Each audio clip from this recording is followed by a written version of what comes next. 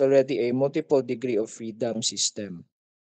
Now, what's the problem kung ingani ang system? Since daghan tag kuan dako yung free degree of freedom, pasabot we also need more equations to solve, no, to represent the motion of this building. Nisamot na kalisod ang ato ang equation of motion, di ba? Ang kalisod naman ganito sa second order ordinary differential equation na samot na pagyud og this is the situation. So that's why we idealize the building, the single story building or structure as something that has a mass as a mass and supported by a column with stiffness K, with the roof as being rigid, and then the mass as well is nasa roof, and then the column are massless and flexible in the lateral direction pero rigid in the vertical direction. Pasabot we do not allow motion in the vertical direction, and then it is resting on a rigid ground. So para iyang motion is only on the horizontal direction, laterally lang. And because of that, there's only single motion that we allow the structure to move in a single direction. Then we only have a single degree of freedom system. And since the structure is only a single degree of freedom system, then more likely we can solve now. We can create an equation of motion for this structure, and then we can solve the equation or the mathematical model, no, describing the motion of the single structure. Mo na siya nga kuan atong ginabuhat simplify agad idealize na to siya. By the way, before we proceed, no, ako lang i-take note, no. Please take note of this that importante nga inyo ning masabtan, no. Displacement or deformation, no, pareha naman na sila. And in your kuan DRB, symbols na to ani niya is, di ba, na is if unidirectional, naputi x, no, napoy y to represent displacement, deformation, or katong before, no, distance. But will not use distance for this one because the structure is moving but the structure is fixed to the ground, no, dili mo gid siya move nga as a whole system from left to right or up to down. And then sa pay symbol ano or delta, no, ginagamit ang delta, no, to represent the change. Tapos for this ko ang discussion na to, we are going to use letter U to represent deformation instead of X, Y, or Z or S, no, whatsoever. And at times, no, we use the R to represent the deformation. And then what else? And later on na. Mano siya, no? Please do not be confused. And inyong manotice nga ang deformation nato diri is ingani siya pagkasulat. What does this mean? It means that the deformation is a function of time. So mingon nga ni tag function of time, pasabot nag-agad si deformation through time. Pasabot ga-change siya through time. No, that is what we mean when with u of t. So instead of using ko ano katong x of t and lugar y of t, no, let's use u and r in our discussion, no, para dili ta ko ano malibog. Para may idea unsa na siya. Okay? Kay mo gonna nakasulat dire. This is the deformation. Okay, moving on. Like, but questions on this part? Sabtan na ni? Yes, sir. Yes, sir.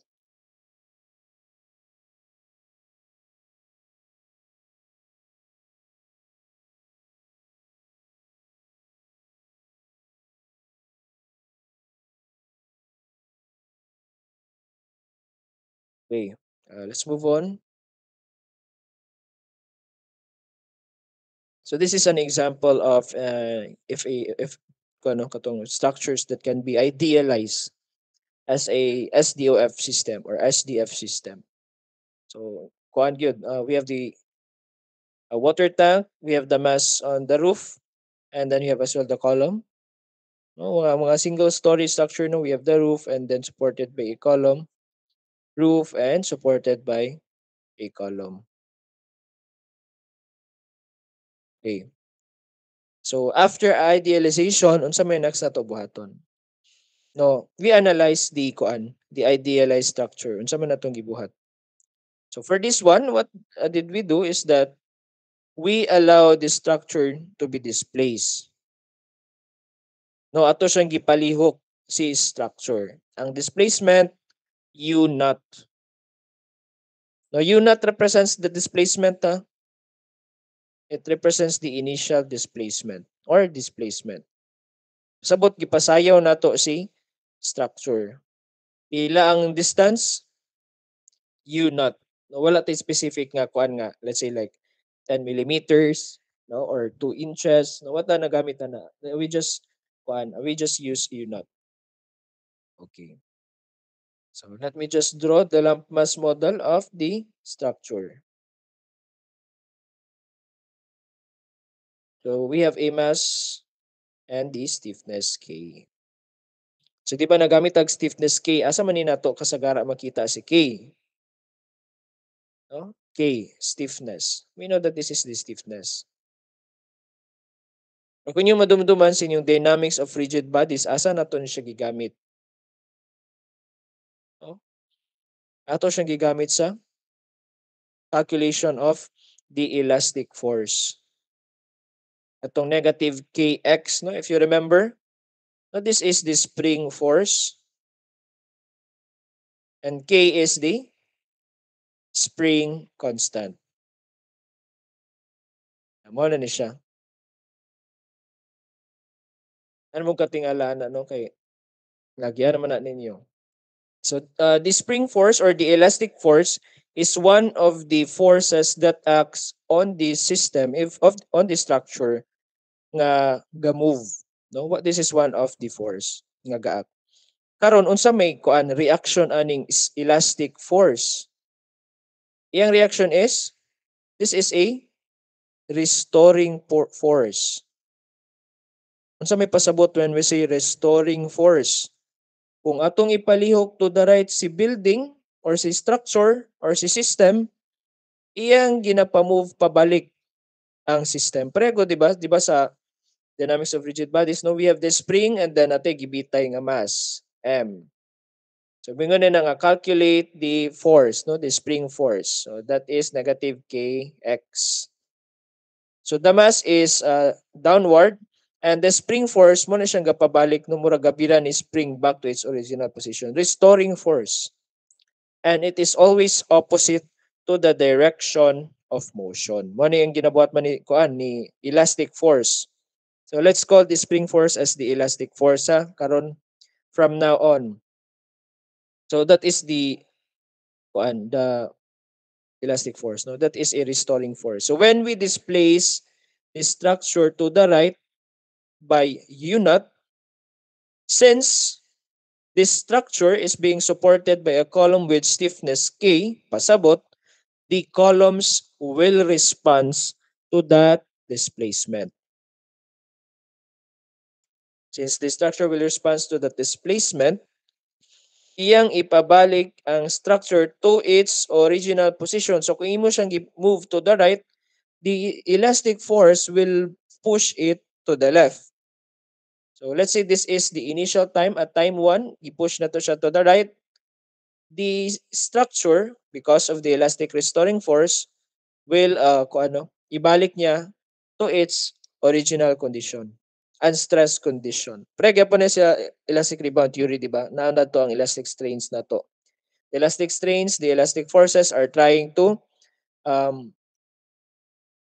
they're trying to iyang ginapabalik ang fault into its unstressed condition. So same nga po na ni. Karon because the elastic restoring force is acting, no, because there is motion, iyang gi-push to the left, of course the structure will be pushed to the left. However, mulahos na siya to the left with the displacement again of U naught. Again, because of the elastic restoring force, iyan na po na i-push to the right. Balik siya ng position, mulahos na po na siya to the right with the same displacement of U naught. So kung ato na siyang i-graph, no, as a function of time, the displacement as a function of time, Ingani na iyang itsura. So may metabuan ni. Sa ato pa, if atong i-display ang structure in this condition, in this idealized state, forever and ever, this structure will displace. Musayo siya hantod sa hantod, di ba? There is motion through time. And we know that this is not realistic. So in physics and engineering, when we simplify and idealize this structure, dapat sad nga realistic sad siya. And then, but we know that buildings are not like this, no? Ang buildings, kung maglinog man gani, if there is vibration or if there is motion, eventually through time, muhunong gyud ang vibration. Dili siya pre ani nga hantod sa hantod nag-vibrate ang structure. So sa to pa kulang din ni si mass o si stiffness for our idealization. That's why we add a energy dissipating mechanism. Yung pasabot no we add a mechanism to the simple structure in such a way the energy no is not is kuan is dissipated. One, we added a viscous damping element. No, we added a what we call a damper.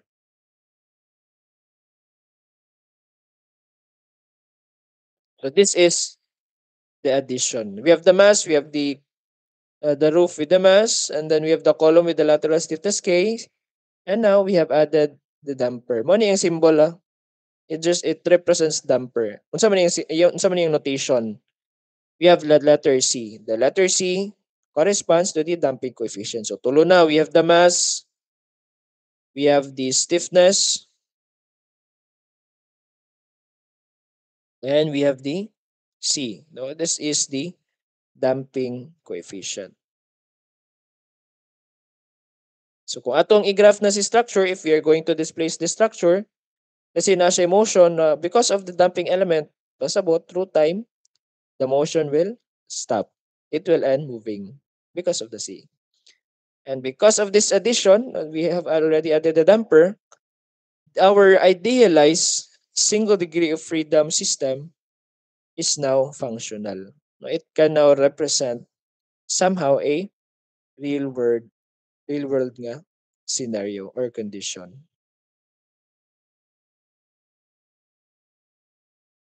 Since we have already simplified and idealized the structure, we have already our physical model, no, idealized physical nga model. Next is we are going to describe its motion through a mathematical model by the equation of motion. Now, there are two main descriptors of motion. Natay two ways to describe motion.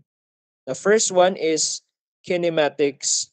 The other one, we call it dynamics. So in kinematics, no, if madumduman ninyo sa inyo ang DRB, yung sa may ginakuha na to sa kinematics. Ginakuha na to si range, no, si distance, si x, y, si s for unidirectional. Ginakuha na to si velocity. Ginakuha na to si acceleration and si time. So this is the first one, no? Ginakuha na to na sila displacement, deformation, velocity, acceleration, and the time for the kinematics. Now, in the dynamics, sana may ginabuhat na to diri. Forces are now involved. Iba yung madumduman sa DRB, sa projectile gilabay lang ang ang object and or free fall, di ba?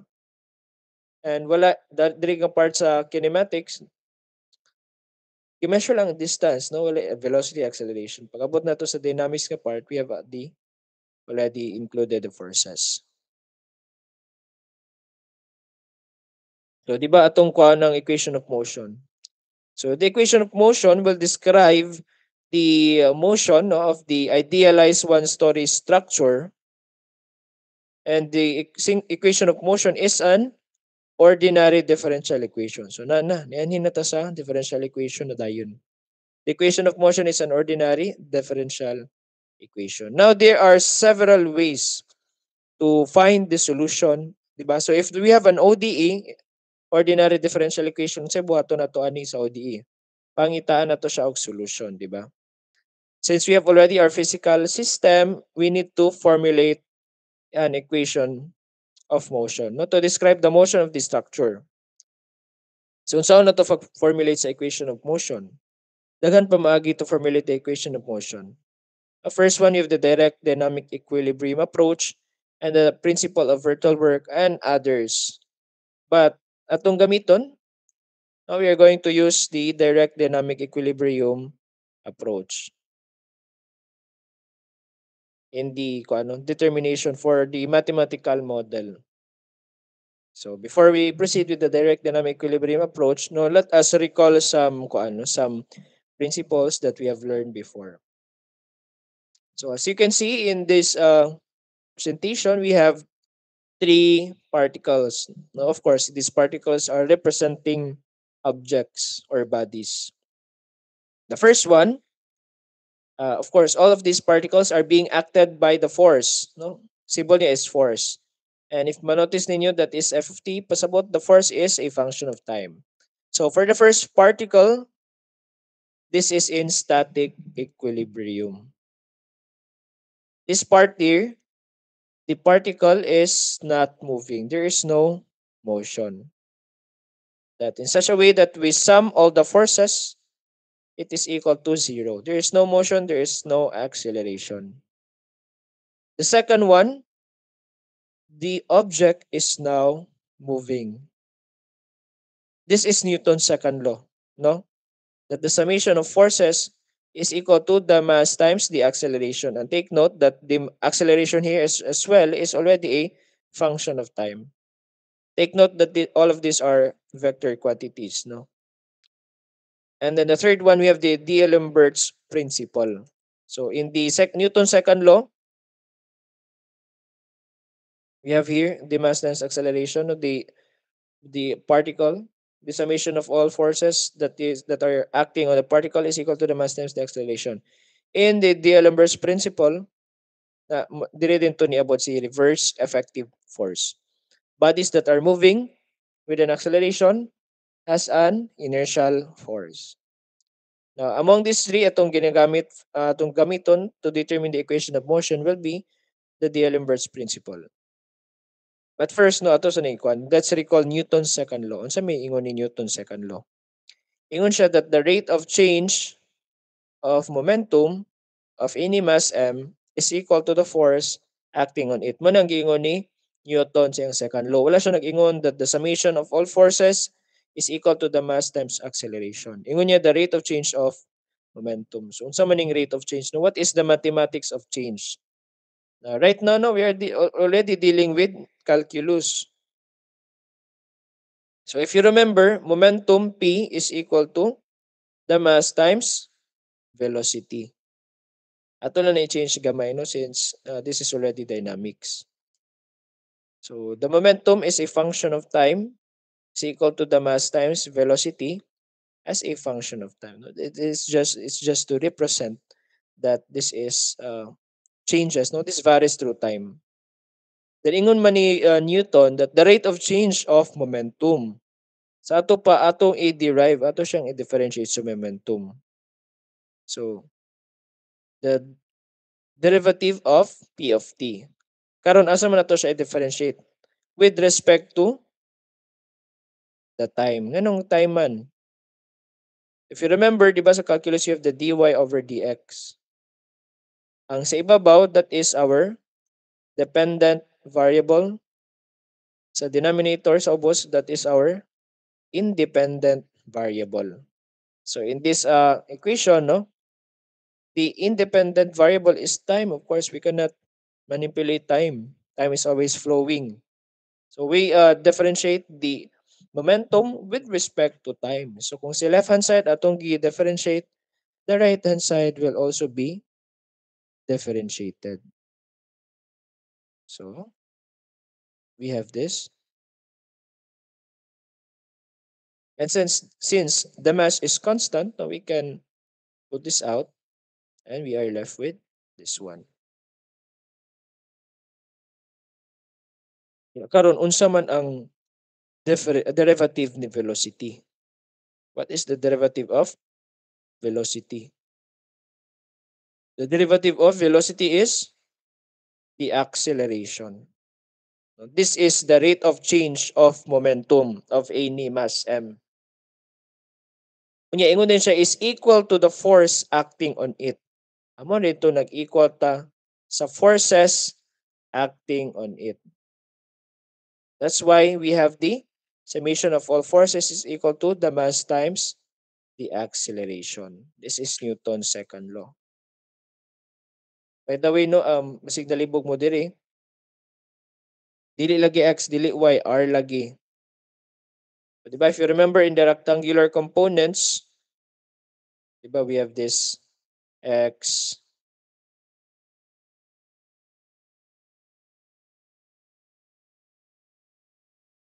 and y, then z. Diba? Natin particle dira. And from this point up to that point, no, that displacement, we call that the r. Namura siya resultant.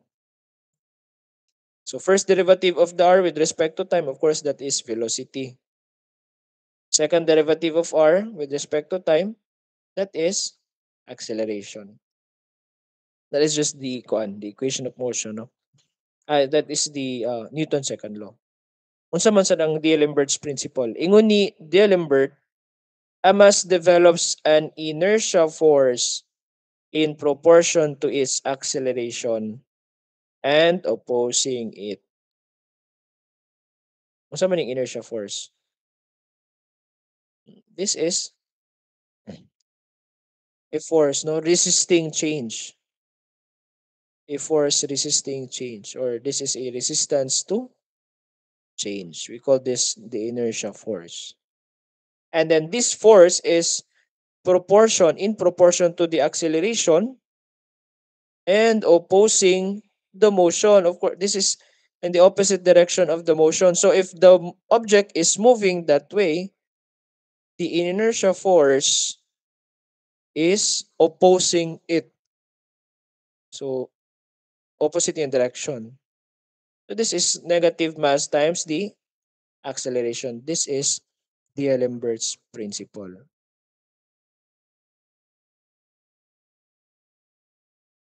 Applying Newton's second law, di ba? If the summation of forces plus the inertia force is equal to 0, kung natin static equilibrium, we now have a dynamic equilibrium.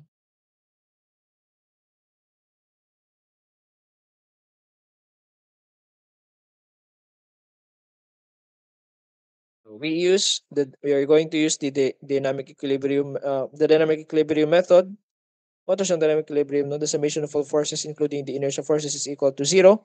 We apply D'Alembert's principle in calculating, in preparing the equation of motion for the structure. So now let's go back to our single story building. But karon na natay gidugang nga force. Unsa man na sa P, si P, di ba? If you remember, si P is a force. Let's call this the applied dynamic force. So mo na din since there is an applied load sa structure, and sa buhaton ni structure, this structure will resist that load or the deformation brought upon by that load. So the applied dynamic force will be resisted by the restoring force or resisting force. Restoring or resisting force. Unsa man ang restoring force or resisting force nato? First is we have the katong bago nato discuss inertial force. That is the mass times the acceleration. No? Because there's a mass, so when the mass is moving, there is an inertia force that is equals to the mass times the acceleration, or the mass times the second derivative of displacement with respect to time. So by the way, no, we have several ways to write a differential equation. Diba? Let's say du over dt. No, this is, we call this the Leibniz notation. Ay mo kalibugan niya. And then di ba na-identify katong u prime, no? This is the prime notation. And then in our calculations, no, we are going to use this one, u dot, u double dot, etc. No, this is the dot notation. Please be accustomed with this one because we're using this. We'll be using this in our calculations, no, throughout the class. Okay, next, restoring or elastic force.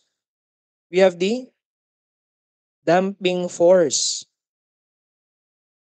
That is equals to the damping coefficient times the velocity, or the damping coefficient times the first derivative of displacement with respect to time, or C u dot.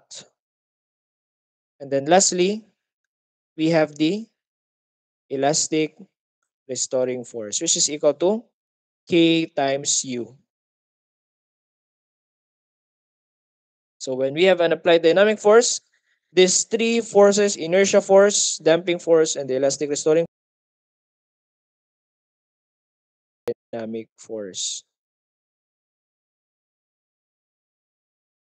So anong naman yung negative? No? It just the negative sign here just represents that the motion or these forces are in opposite direction to the motion. Maro na yung pasabot. Kani negative K pasabot, negative ani pasabot that elastic force is opposite on the direction of the displacement. Kani diri pasabot the inertia force is opposite to the direction of acceleration, and then the damping force is opposite to the direction of velocity. Again, be accustomed with this one, the u dot, and then the u double dot.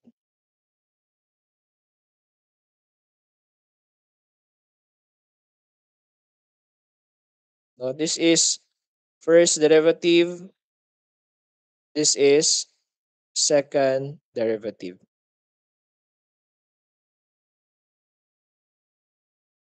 So, by applying the D'Alembert's principle, katong dynamic equilibrium, that the summation of all forces, including the inertia force, is equal to zero, we have come up to this equation.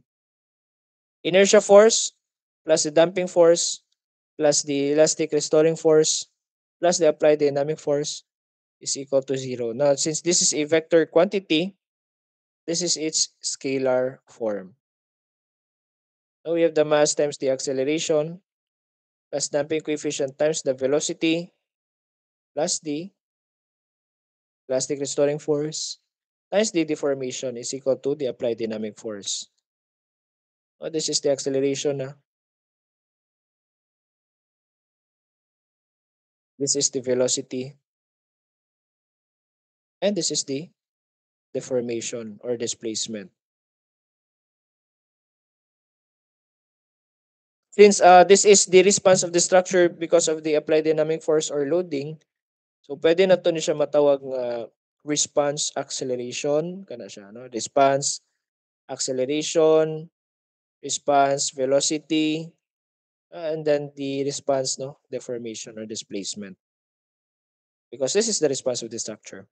And kung yung matikdan, the ordinary differential equation is a second order linear ordinary differential equation. Question, ngano ni abot ani?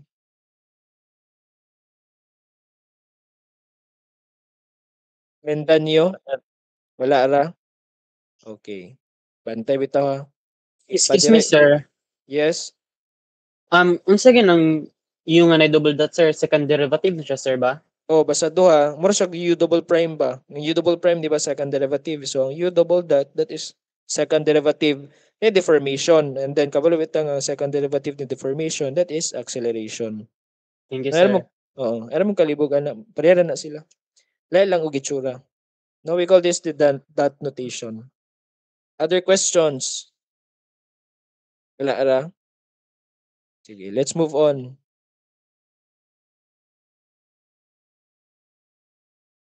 Okay.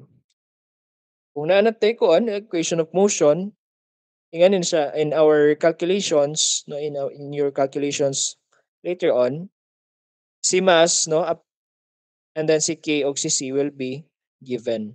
Apply dynamic load, dili na ta mag-consider sa apply dynamic load later because medyo taas-taas ni siya, kutin siya, daghan kaayo ni. So naay conditions nga when the applied dynamic load is zero and when the applied dynamic load is harmonic and then so on and so forth. Tag-as na kay ni. Kani palang daan when the applied dynamic load is zero. Na magkabuang-buang na gani mo ani samot pag ito gato patong dugangan, no. But generally by the equation of motion and then finding the solution, no, given yun na si mass, the stiffness, or si C. If not given, then you're going to solve for them, no. Let's say for the K, you solve for the K and you solve for the C. And then from this given, we can calculate the displacement of the system, its response velocity, response acceleration, base shear over turning moment, and others. So mo na din, dagan na din kitag makuha. So this is just a multiple degree of freedom of structures. More in-depth discussion for this one will be tackled in the final term.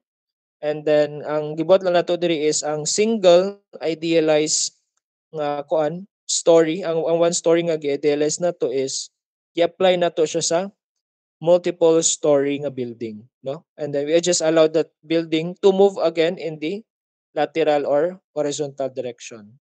So ngano man nganong gi-idealize gyapon nato siya aron ang multiple degree of freedom system, let's say for the three-story, kinahanglan ra ta og three equation to solve the equation of motion, to describe the motion of this building, no, dili na ta magkabuang. Next is, now, what if this structure is subjected to earthquake? Diba last time kuan man to siya subjected to applied dynamic load. Now, what if the structure is experiencing earthquake? No? Sa may mahitabo.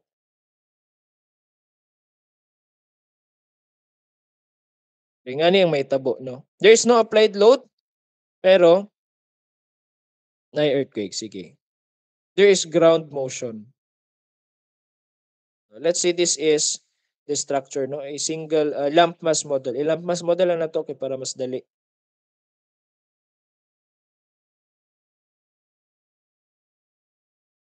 Okay. Now, in earthquake, unsa may tabo sa structure? Because of ground motion, initially there is a displacement. Mo displace una si structure. After this, because of that displacement, this structure will deform. Mo na may tabo during earthquake, no, for our idealization. So mo na din diri di ay kay na displacement siya. Di ba tong symbol na displacement is U?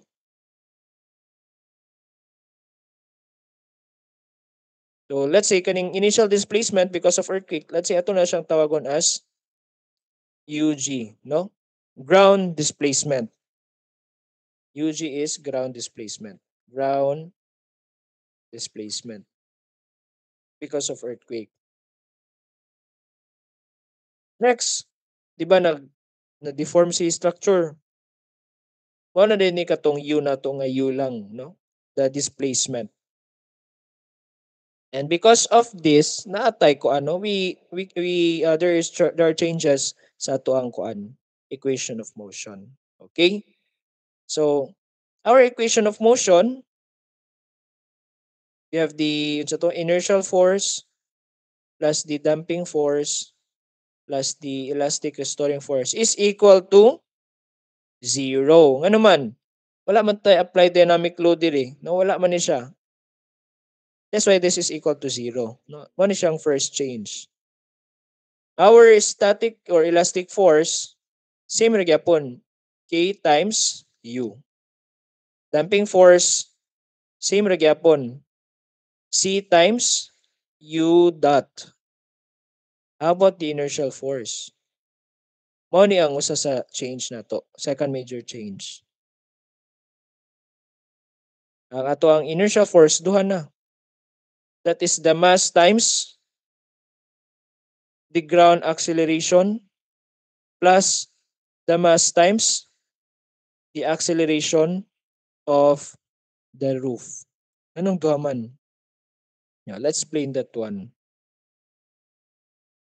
So, in the elastic restoring force and damping force, nganong wala may change? Ngano man? It is because pagka-displace ni building, wala pa man to reaction sa pag-displacement. Ay haraman din to ni-react si building pagka-displace na, di ba? So, sa ato pa, ay pa ni-react si column on this part. That's why we have just the KU and the CU dot. Or sa ato pa, wala changes sa tong elastic force o sa tong damping force. Pero nganong sa inertial force na may change? It is because the inertial force acts on the center of gravity, on the center of gravity of the object. Di ba? Or the center of mass. Pariyaran na sila, center of gravity, center of mass. Okay. So mo ni siya si di ba mo ni si object. This is the mass, this is the center of mass. Because of the ground motion, this mass has been displaced up to this point. And because of that displacement, di ba, ni-deform din si structure up to this point. Sa ato pa, the total travel ni mass is this one. This is the total travel of the mass. Okay? That's why, for the building subjected to earthquake, na-change ang atong inertial force that instead of just the mass times the acceleration, no, nahatay mass times ground acceleration plus the mass times deformation or katong displacement. For this one, ato ang pinaka-correct na term is deformation, no, for the U. Nasabtan ni nga part nganong naiduha ka kuan. So ni ang atong total inertial force is kaning duha. It is because the mass has already moved from this point, starting point, up to the final point. No, that is the total movement of the mass. No, unlike with the damping kuan force and the static force, nga pa ni sila ni react katong diri nga part pag deform sa building or structure.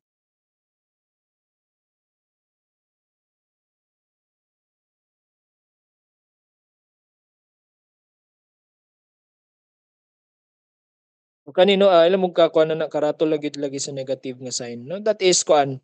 So yung anong imuha kay positive niya diri negative, again kaning negative, no, it just represents the direction. Though kung negative gyapon natong ibutang, ato man na siyang ma-manipulate, no, ma-positive ra gyapon na siya tanan. So that is the when the structure is sani siya under kuan earthquake. So karon ako ato tong i-simplify ang structure ingan ni na itsura ang iyang equation of motion, no. You have the mass times the acceleration plus the damping coefficient times the velocity plus the stiffness times the deformation is equal to negative mass times the ground acceleration. Ano na din ang equation of motion? Equation of motion pa niya? Equation of motion for structure under earthquake load or dynamic excitation.